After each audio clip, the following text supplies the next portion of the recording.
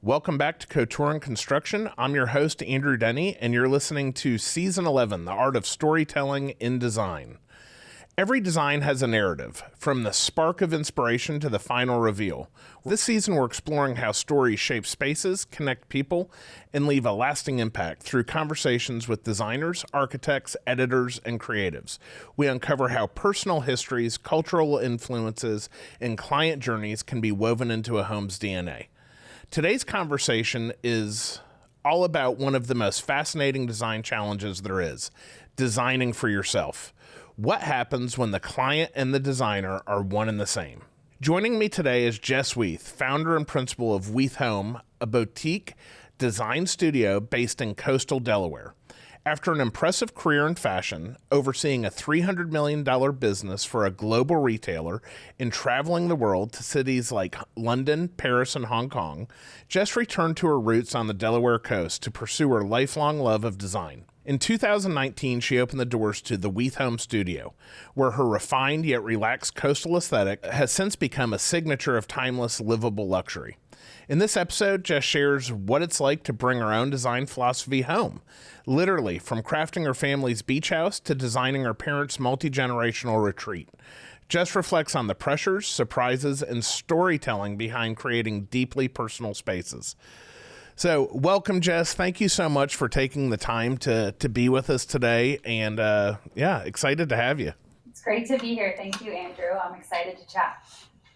Yeah, so before we get started and before we talk about design, just share a little bit about who you are outside of design. Yeah, absolutely. Well, now I think biggest role is mom of three. We run our studio and team here, and then my husband is actually my partner in business and in life. And we have a 9-year-old and 4-year-old twins who keep us running ragged at this point. We live back in the little beach town where I grew up that I love. So our roots are here. And though we travel for work pretty much up and down the East Coast, our community and our passions are all kind of nestled here in coastal Delaware. Oh, that's really, really cool. So I work with my wife in the business as well, and we have 10-year-old twins. So definitely, we know. So that's a lot of fun, but that's very, very cool. So before you were in interior design and the design industry, you were doing something similar in fashion. Share a little bit about that part of your career. Yeah, absolutely. I think, corporate retail, it's so interesting, and there are so many parallels that I think become more and more clear the more I'm in this field of interior design, where we're on the fashion side. You have haute couture and runway and all of that inspiration and really forward thinking creativity, and then somewhere you start translating that into livable, wearable, fashion pieces. So I was on the merchandising side. I had a role that had me really overseeing buying and, assorting a line for women's fashion, but then also kind of helping to oversee the production. So that's kind of what took my travels to Asia, to, Hong Kong and China and Korea. And I would go with our lead designer, and we would really do all the fits and meet at the mills and pick the fabrics and, watch all of the, incredible detail that went into, designing a garment to then get made for the masses, and having to kind of cost engineer and work through that side of things. And I think it just, even though, at the time I had gone to school with like more of a business trajectory in mind, I think it really opened my eyes up to how, creative and how drawn I was to the design side of things, and how much I loved kind of working on product and watching things being made. And I think that is really something that, like, obviously there's a direct translation to what I do now today as well. So it was an interesting jump. But yeah, so I think that's where I really found my heart in the creative world. Oh, that's very cool. And it had to be kind of unique to be walking down the street and see somebody wearing something that you had a hand in designing. Yeah, absolutely. Absolutely. And, knowing all the iterations it took to get there for sure.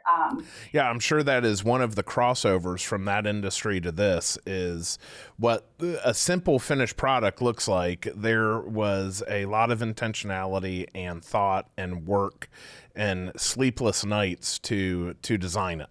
Yeah, no, you're absolutely right. I think that's a really smart parallel to draw that, you start with endless possibilities and then kind of it gets refined down and every little input really changes the overall outcome. And I think that's where, understanding what details might make or break something versus those that maybe are nice to have. We go through those kind of negotiations, all the time with projects, with timelines and budgets and overall aesthetic and all of that. So there is that that same lens that you have to have of okay, make sure you're not losing the overall vision with all these twists and turns that you have to take along the way. So I think you're right in that. Yeah. Well, really excited to have this conversation with you because I think it's one of the probably most difficult things. It goes back to the old saying, cobbler has no shoes. So share with us, you've done fabulous work, but then you had to step in to do it for yourself. Like right off the bat, how do you even prepare your mindset to be able to do that? Gosh, I think hindsight's 2020, right? I think if I had gone into it fully cognizant of the path, I think there's a lot of things that stick out to me that it's, again, with the cobbler having no shoes or do as I say, not as I do, of jumping, full into it without having a plan. I would never let a client have no, strict budget and, priority list of things. And I think what is so, unique about especially being a designer, doing it for yourself, you are getting this, endless sources of inspiration for all of these, other projects, right? And we get pushed to do different styles, which I enjoy doing. I think there's, hopefully a similar hand that you can kind of sense, but we do things that are a little bit modern. We do things that are, really rooted in classic architecture and more heritage. So I think when you're your own client, it can be hard to actually say okay, let's close a few doors to, the overall kind of intention and vision for the home. So I think for me, it was really, and it is also always evolving. I think we tackled a very large portion of our home with a renovation and decorating it. But there are still a few bathrooms and spaces that are left to tackle. So it, there is that kind of evolving component to it. But I think the thing that really, became apparent to me is really going back to those things that I always was drawn to and not getting kind of pulled aside by the shiny object that might be, something that, is a new application now or a new something that, we're excited about trying in a different project because okay, what are those materials? What are the lines? What are the forms? What are those, the palette that makes me feel at home and, making sure my husband is in line with that and feels good about it too, of course, not steamrolling.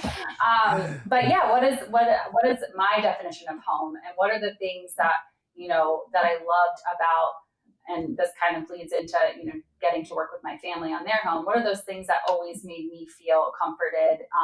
And then what are the departures that, in my kind of family's house, what are the things that maybe I want to take a chance on and do a little differently than we, how the, architecture and the style of homes that I grew up in. So it was a little bit of an exploration of okay, that true, heart and soul of the things that have always, been beautiful to me. What was the dynamic? So your husband works in design as well, and was there salesmanship that had to go on? Have you had your heart set? Was there veto power by either of you? I mean, we've again been down kind of a similar path. Yeah, no. How'd you navigate that? Absolutely. I think, I am really fortunate that I think I would find it difficult if Alan didn't really appreciate and get excited about like beauty and a great space. Like I think at the heart of it, it's not something where he's like, I don't care, you pick. And I think I prefer it that way. Like I love that we're creating something together that, he appreciates and sees. But I think, he would be probably the first to tell you like his strengths in design really come in a little bit more, well, it's almost at the very beginning and the very end of a project. He's really great with spatial planning and can help me envision how we want a space to function, which is obviously, so critical. So I think imagining the flow of how our family's going to use the house, we ended up reconfiguring the side entry and had to use, every single inch to, create a mudroom laundry that would actually work for us and all of those things. So he's very, has a heavy hand in that part. And I value that so much. And then he also has a great, sense of like vintage, like layers and quirky style and art that I really appreciate. I think, I tend to be very process and formulaic when it comes to, the materials and actually kind of building out the space and the lighting and making sure that we are kind of creating, beautiful bones and all of the little detail that it, takes to execute that. And I will, hunt for a perfect marble for, I will, follow all over the East Coast to look for that. I think those like kind of that tenacity and getting all of those like details and seeing all of that vision, he relies on me for that. So, and then he can kind of come in and help with some of those, final personality layers that I absolutely love. So it was, I think ultimate veto power, I think for sure, we would never put something in that the other one was like, I absolutely hate this. And we're lucky that, those big elements, the fireplace that we invested in, the, great wallpapers, things like that. It didn't have to be like a rock, paper, scissors or I win. Yeah, it didn't have to be a fight. So obviously though, it's a deeply personal endeavor, right? And it would be deeply personal for your clients. In this case, you are the client. Was there a time that you said, oh my goodness, like this is a lot between managing, I'm sure, the craftsman, the contractor, being so personally involved, it not turning out exactly the way you envisioned it. Share with me, like, how did you navigate that? Yeah, absolutely. I mean, we did do the bulk of the renovation on our kitchen, I think when I was 6 or 7 months pregnant with the twins, which, then Perfect you also timing. add the ticking time bomb. Of course, like, again, do as I say, not as I do. I would never tell somebody to do that. But you think, It's only like, twins. okay, Yeah. I have control. I can do this. Like, no big deal. And I think that, there are things that I look back on. And again, with the, you give yourself some like leniency as your own client to maybe, walk a little finer tightrope of some of the decisions that maybe would take more time with if it were a client and you knew this was, your recommendation, someone else is putting it in your home. And I think for us, like there were times where we had to really, look at like with some of we refinished our floors, for example. That's a good example. And I think when we were looking at the timeline and how we were kind of coming up against our twins coming and all of the things that have to happen, after that, I think we were tempted to kind of cut some corners. If maybe not cut some corners, but maybe try something with an oil-based stain, that could actually go a little bit faster than the typical kind of like staining process that we typically do in our homes. And I think those are the kinds of decisions that I know are tempting for people to say, like, okay, can we, like, this actually is only, that would be 4 days instead of 2.5 weeks, but you play that out. And, at the end of the day, to not have a foundational element of your house be correct, I think is a mistake you would never, ever kind of risk on your client or anything. So I think it's kind of bringing back some of those reality checks for, even though, that at the end of the day, there's nobody to get in trouble by yourself. I think it's those things that, we're trying to make sure that we're still following all of the same, like kind of luxury or, those kind of elevated experience we would give our clients, right? Is that's the challenge, is to, not fall into that as a designer, and maybe, not give yourself that same experience that you would give your client. Yeah, no, it's really interesting because, again, just kind of relying on some of my personal experience with it, and we took it on ourselves. And luckily we weren't living in the house that we were designing. But I remember, actually, I echo exactly what you just shared, but there was also sometimes that it felt pretty lonely. Like, it was like, okay, usually I'm the person being called right now to solve this issue, and I don't have that resource to call. Did you enlist any help? Was it ever tempting to, reach out to a peer and get, just help? Actually my team, I did, I think I was fortunate to have, my senior designer, she's coming up on 5 years with me now. And she was my sounding board outside of, my husband, of course, but this, Sure. Of course, you're looking at, okay, is the proportion of this, fireplace that we're having fabricated in Turkey going to be, I'm threading the needle, and you look at it, and to your point, it's like, you can look at it so many times, but sometimes you're like, I just need that fresh set of eyes. And I think for me, I was lucky in that, although, it's a great question. I don't know. We have design friends, right? I guess it feels like intimidating to say, like, I can't do my own house. Can you? What do you think about it? It's almost like defeating, right? But it's also, it's just one of those things. There's a loneliness. It's like, okay, am I doing this? Am I, Yeah, 100%.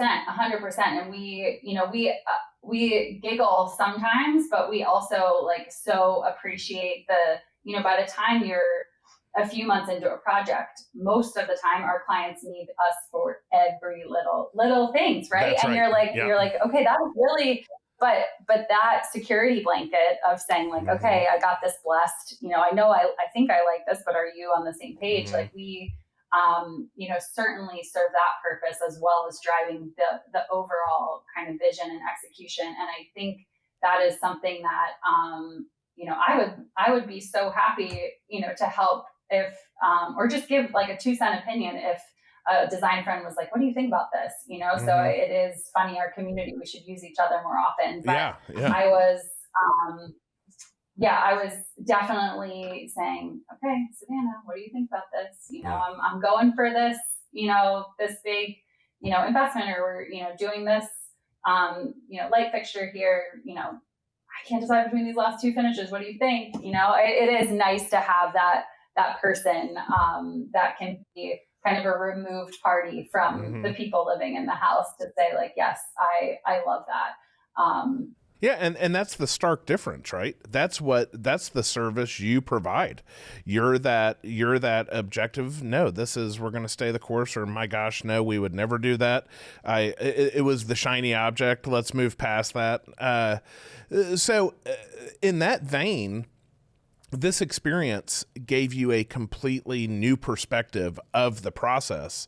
So how is that translated to your clients now? Like, obviously there's probably a completely new perspective, and even probably a new empathy, because situationally, you're sitting there 7 months pregnant with twins, have been there. So I know at any moment you could get a phone call saying, you know what, it's time for you to stay in bed. Or as a matter of fact, just go ahead and come to the hospital and we'll send you home and, whenever. Yep. But it's a completely different perspective. How is that translated? Yeah, I mean, I think for sure there is the having walked a mile in those shoes for someone who's renovating, and we were living there at the time. I think and with a 5-year-old. And with a 5-year-old, yeah. yes. So, I mean, I sometimes try to black out the Christmas morning where we were making cinnamon rolls in the toaster oven in the garage. And we're like, okay, again, how did we get here? But I think I for one, I think it's definitely made me, I don't want to say kill the optimism, but a lot of times, builders can say oh yeah, it's going to be this budget and it's going to be this timeline. And I think, you can do a lot of houses that aren't your own, but then when you're doing your own and you're saying okay, this is clients, friends, real. You need to know this is what is going to go into this. And you need to understand what that third month of having people in your house every day is going to feel like. And, what are those, how do we set you up for that realistic expectation? It's not always possible, I suppose, or, the best option for people to move out, although I encourage it wherever is possible.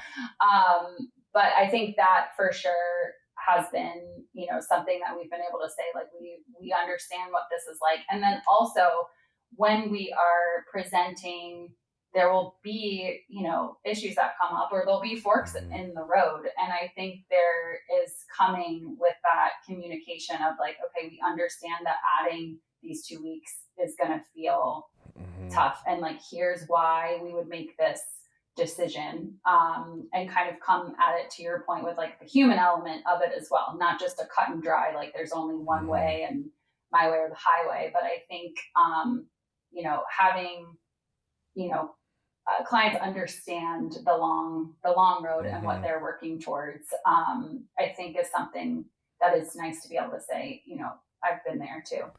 Yeah, I understand. Yeah. So if that wasn't difficult enough, okay, I live by a kind of a credo that no good deed goes unpunished. If doing it for your own wasn't enough, you've also designed for your family. And I've been doing this for a quarter century, and I love helping my friends and family. But it comes with an additional level of stress, and it almost guarantees that if something can go wrong, it does go wrong in my experience. And so share with us, first of all, a little bit just about the project, and then I'd love to get into what it was like to step into this, intimate, expensive journey with your parents. Yeah, absolutely. I mean, I think, for one, my parents are not in creative fields. However, I do feel like I was very much, raised in cozy, well thought out homes that always felt, really, really homey. And there was an appreciation of beauty. And I think that is something that was kind of by osmosis. They had great art, and my dad loved sculpture, and, had designed commercial buildings. He's a physician and kind of got into architecture through that way of, getting into the plans of, but it was never we never, as a family growing up, really built a house. There was never that process that my parents went through. We moved into, great neighborhoods, but it was always okay, we're going to kind of start redoing little bits of houses that, that suited the neighborhood or the needs or whatever that might be. So when they moved into this house, that they are currently in now, and that we just tackled the big renovation, I was just out of college. So probably, 15 years ago or so.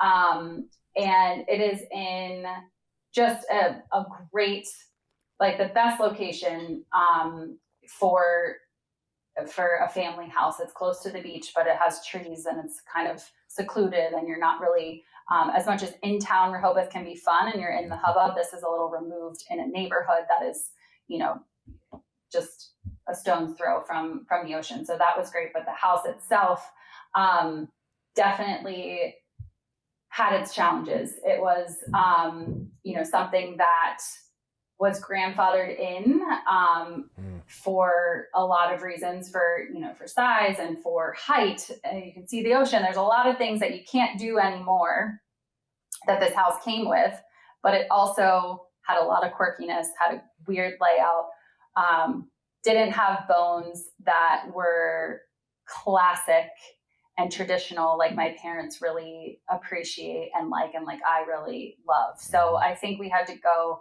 a little bit on this journey of figuring out what the soul of this home was going to be, and how, they could tear out pictures of Dutch Hampton's houses all day long, but it was never going to be that. How do we actually make this house, again, because even if budget weren't an option, raising it and starting over would have lost a lot of things that it, had going for it. So it was kind of going into it already with a few of these challenges.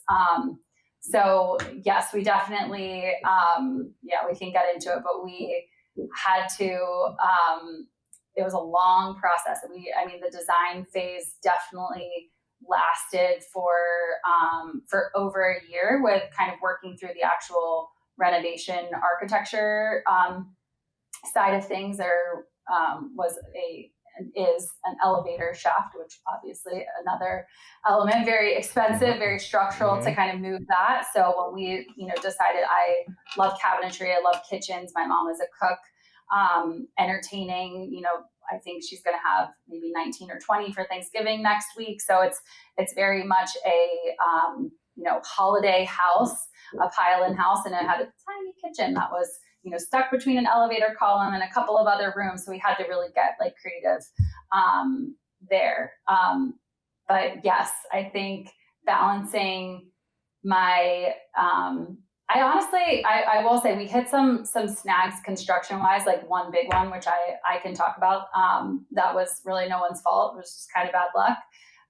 But I think from a planning side of things, although, going back to revision number 62 can test your patience a little bit, and there's no saying there's no edits, there's no limit. I can't do any more of that. It's an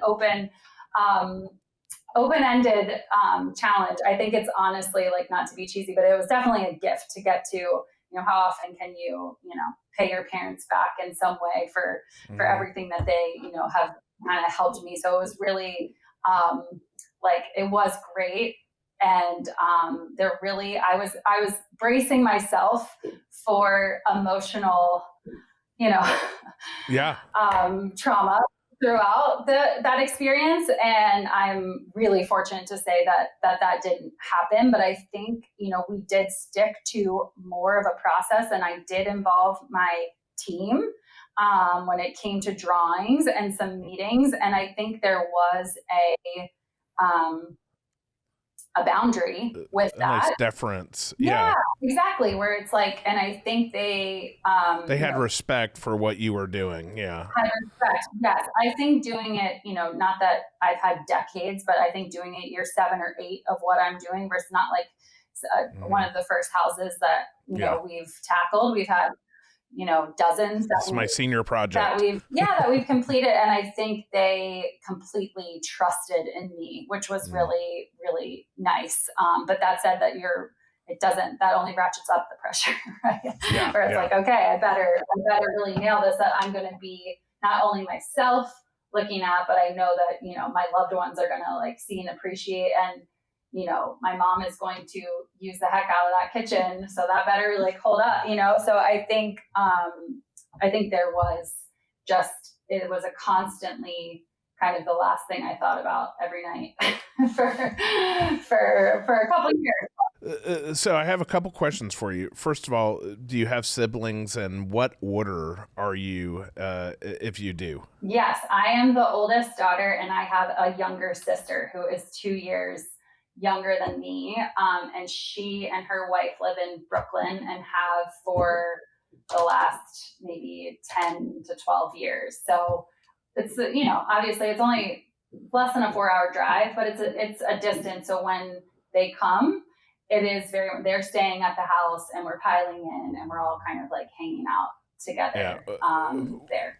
Well, I think it's interesting because in my family, my older sister would have been the only one that would have been able to navigate that with my parents. Just because she was the oldest, and I think they ultimately she gets a little bit more with that. But in addition to that, what felt, you mentioned that every night you'd go to sleep thinking about this project because of the personal nature and the complexity. Contrasting that with your own, which project had more pressure? Definitely my parents' house. Yeah. Definitely. And I think too, there's a permanence to their house, not to like skirt the question. I think we have made our house our own for now. I don't think we necessarily see this being the place that our kids are going to come back to and spend all of their Christmases. Whereas like, this was like this is the house, my parents, like, we're gonna like, so I think there was a permanence to it as well that, wanted to make sure it was something that really stood the test of time and could evolve and be layered onto and feel like them. And then, I want them to love it. I think, you can live with letting yourself down. You can't live with letting your parents down. That's right. Yeah. So it's so interesting that journey. And obviously it turned out to be a great success because you're invited to Thanksgiving next week. Yes.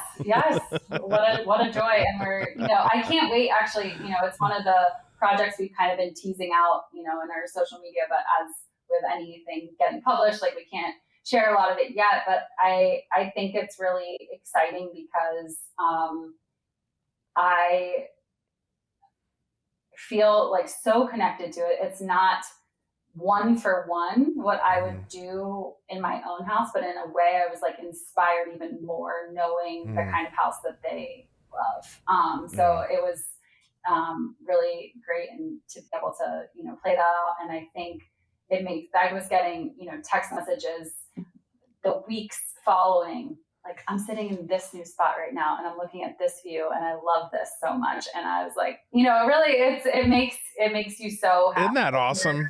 Like, I mean, it really is. And we get some clients that share that, but a lot of, life is fast, life is busy. People, you're kind of like, oh, house done, check, moving on. So we don't always get to know, like, what is our client's favorite view or what thing do they love? So I think it's been really, amazing to kind of get to see that.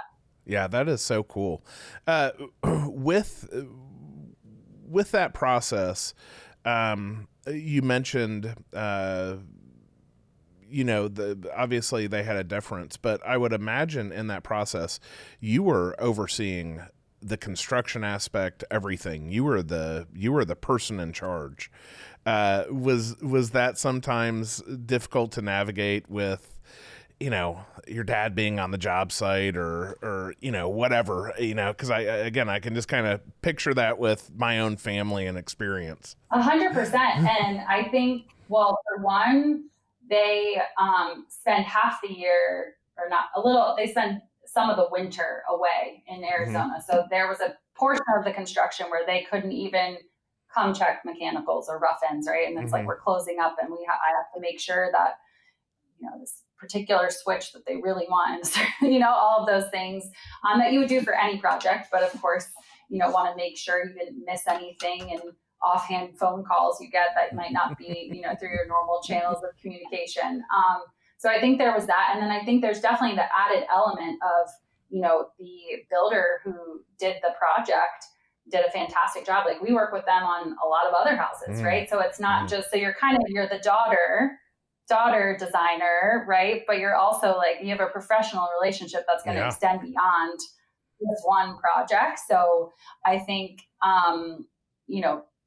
we really didn't have, so the one situation that we ran into was actually one of the most dramatic things that has ever, and I think about it all the time. I'm like, is it better that it happened on my parents' project, or is it the worst that it happened on my parents' project? But so we live in a coastal environment, and doing engineered but sand on site hardwood flooring is the recommendation because of the cupping and expanding, contracting with all the humidity changes, right? So it's kind of like a non-conversation, like that's what you do. So great wood supplier, trusted, with a great builder, never had any issues, installed, beautiful white oak that we stained beautiful, like unlike some of the beachy houses, rich, dark, gorgeous stain, you mix it perfectly, you do all the things. And this house had millwork, just a craftsmanship went into every corner. And we're getting to the point where, all the cabinetry is set, all the countertops are installed, all of the things are, tick-tied, lights are in, beautiful. Go to pull up the ram board from all the floors, and all of a sudden you see these little corners delaminating from the goodness floor. gracious. So oh no. The floor, which is something that happened at the mill, right? It's like it's not the installer, it's just a fluke, crazy thing that there was no option but to rip it up. So we're talking shoe, baseboards off, taking out island legs, countertops off of the blah, blah, blah. And it's like, all the steps that have to happen. And we had a builder that was steadfast and that we're going to get it right. So thank goodness for that, right? I think you could certainly run into situations where, try to put a Band-Aid on it, but like that it was a faulty product. So I think it tested everyone's patience, especially just knowing, like, sometimes it's hard to get all of those teams to execute that level of detail once, but to tell them they have to rip it out and then do that again, was definitely something that, like, I am proud. I didn't actually shed physical tears, but I was probably as close as I've ever come, just looking around and saying, I can't believe what has to happen right now, but this is what has to happen right now. You were at the finish line. At the finish line, right? Exactly. But again, it was one of those things that I think, thankfully, it was like understood by the builder and my parents that, like, okay, this is the issue. How are we going to fix it? Right? Like, how are we like, let's just move. There's no, you obviously you feel this guilt, but there's literally, it's all, the floors are all covered. We're taking care of everything. There was really no way to know that had happened underneath. Obviously that's something now, you bank in your head whenever, like, we're doing any kind of floors, we're talking about, like, okay, is everything, is there any chance, any humidity issue, any temperature control, is everything, are we, all of those things. But yeah, that was the hurdle. Everything was kind of like smooth until the very end. But now, thankfully, it's all. I'm so sorry that happened. I know that can happen. Did they understand the cause? It had to have been manufacturing process. It was at the manufacturing. Yes, it was like, that was really ultimately all that I heard was that it was like, we've put this in 40 houses, never had this. It was just like this particular batch, like whatever the adhesive or the glue, that is putting the plywood onto the hardwood. So anyway, I think did the mill cover all of the expense? The mill covered the expense.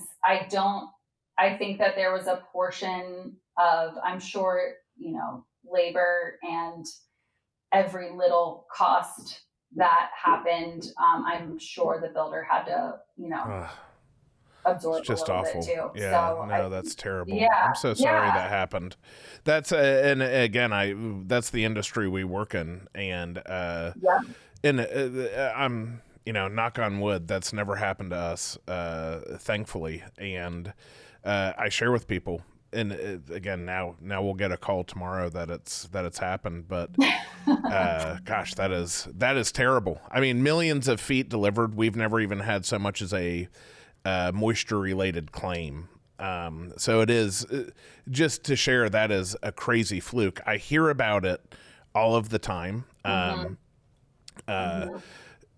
But goodness gracious, what a nightmare to be to the finish line. I mean, you had Yeah, cleaners lined up that were going to start, yeah, exactly. getting it prepped, and we're starting to think about getting rugs delivered, and yeah, I mean, All the things. goodness gracious, Yeah, that is yeah. So if we that's a can make it hiccup. through that, we can make it through anything. Yeah. Yeah, So no. yeah. Well, it sounds like an absolutely awesome project. And the other really cool benefit here is that you have two basic show homes that you can share with clients. It's great to have your parents, be like, "Hey, mom and dad, I know it may be an inconvenience, but I don't have to ask and arrange this the same way that I would with other clients." 100%, 100%. It's really, really nice. I think they're mom and dad, so they're big fans, and they want, they're obviously Huge like fans, want your helpful. So success. Yeah. yeah, exactly. So I think that's great, and I do feel like it's I think they love to, the builder, and not only the builder, but like the subs wanted to bring their Mhm. family in and say Oh, like, that's this is what I awesome. worked on. And I think there was like Yeah. a level of just like excitement to the commitment and level of detail and thought that went into everything. So it's really just amazing that they get to live in that, and they get to, it'll be my mom's first Thanksgiving cooking in there next week. So I think that is just really exciting for them too, to get to share it with like extended family. And then obviously, we created a kid zone. So there's, designated twin approved spaces that they can hang out in without, That's awesome. yeah, yeah. That's so cool. So Jess, what's on the horizon for Weeth Home? Share with me a little bit about where your business is and where it's going next, and let our listeners know a little bit about kind of what's on the horizon. Absolutely. I mean, we have so many projects that we're in the midst of and excited about. It's funny how, we do obviously new builds and large renovations, and then the decorating side as well. And it's typically have our hand in all of them for different projects at different times. But it's funny, this whole past year, just the way things fell, we have been just in this construction, architectural review, framing, mechanical, like we have been spent our whole year, outside. There's been one or two, but I would say like 80% of our time has been in the kind of big build side of things. We're finally, trimming out a lot of houses. We're finally seeing all the tile go in, all the cabinetry being installed, all of this, which is just really exciting because it means for us, I think we have 6 or 7, big homes that we've been working on for years that we'll finally get to install in 2026. So it's exciting that we'll get to that stage. We're up and down the East Coast. We stick only to the East Coast though. So we have Hamptons in Connecticut down to South Florida, Charleston, and then obviously in around the Eastern Shore and Delaware beaches are a lot of our projects. But we really are just even though I'd love to stay home and have all everything close by, we just got inspired by projects on the water in other parts of the coast. So I think that's kind of where our we draw our inspiration from, and it's exciting to see different architectural styles in different areas draw a little bit of a different feel, but there is that same kind of I don't know, that sense of life by the water where it's just a little kind of like calmer. So that's our jam. Yeah, very cool. Well, you'll have to check out. I just saw that Coastal Magazine just came out with their, I think, 10 best coastal architects, and it's a lot of it's focused on the East Coast. So you'll have to check out that new issue and get some inspiration from that. Absolutely, absolutely. I would love. I feel like we draw so much inspiration from, the Patrick Ahearns and that kind of whole upper Northeast coast section. But I feel like there's so many others that kind of I'm sure will pop up in that issue. So I'll have to check it out. And then we're also, we've launched a line of cabinetry with unique kitchens and baths that we brought to High Point over this October was kind of the first debut of that. So we've done 5 to 6 kitchens and full homes together over the past few years. So it kind of came about naturally. So it's a line of not only door styles and colors, but some freestanding pieces as well. And that's all kind of designed and made between Maryland and Pennsylvania. So it's in our little neck of the woods. So that's been really exciting. Oh, congratulations. How cool. Oh, thanks. Thank you. Yeah, the product side is so interesting and energizing to me. So it's been it brings you back to your roots, right? I mean, it's similar to how you started. Yeah. Well, listen, I am just delighted with this conversation. I think that your perspective is very unique, and I think it's really fun to talk about, how we shape our own life through interiors, but being in the industry, how that plays out when you're doing it for yourself, but even further, the dynamic of working with family on it. I think that's just, I think our listeners are going to absolutely love it. But now it's time to go into rapid fire. Your go-to comfort meal. We're an Italian family. My mom, I cannot beat her. Nona's meatballs that would be my last meal for sure. For sure. Maybe a little eggplant parmesan on the side. Man, that's a good one. That's a good one. Holiday decor style, minimalist neutrals or maximum festival? I hate to say I'm in the middle, but I think for me, I'm definitely not minimalist neutral. But I think we tend to go big on a few elements. Like I love kind of a really statement mantle garland situation moment. But and big bows, like love big bows. We kind of do that really dramatic down our mantle. Classical, yeah. Classic, I think classic, but yeah, not undersized, big. Well, hey, proportion, right? What word best describes your mindset going into 26? I think I feel intentional about like the projects that we're doing and the pursuits maybe outside of the day-to-day that we're starting to allocate some time to. And I think the getting my feet wet in the product side has been really, exciting. And I love how, we can't do every project that comes our way. It doesn't fit with timing wise or how many, and it's really been amazing to kind of get to reach more people through that side of things. So I feel kind of more intentional about, saying yes to the right things that come our way, and excited about what doors that might open. Very, very cool.